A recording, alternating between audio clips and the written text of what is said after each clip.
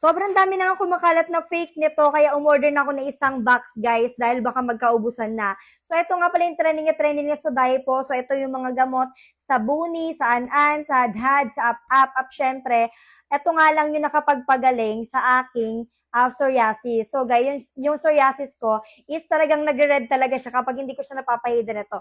So, katulad nito, guys, ayan. Ganyan yung itsura ng psoriasis. So, kapag hindi siya napapahidan, is nagre-red talaga siya ng sobra. So guys, kung makikita nyo, sobrang dami ng kumakalat nito and makikita nyo antibacterial cream yung lalabas dyan sa link. So hindi po yun legit. So kailangan po yung mabibili nyo is ito. So Daipo cream talaga yung pangalan ng brand niya. And kung makikita nyo dapat po kulay pink po.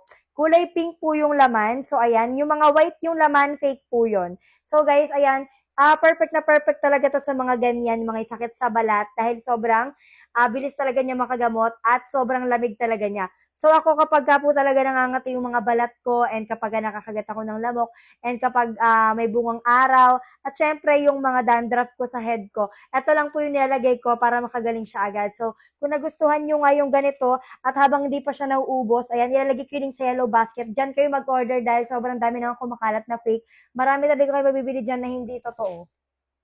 So ayan na, check out na.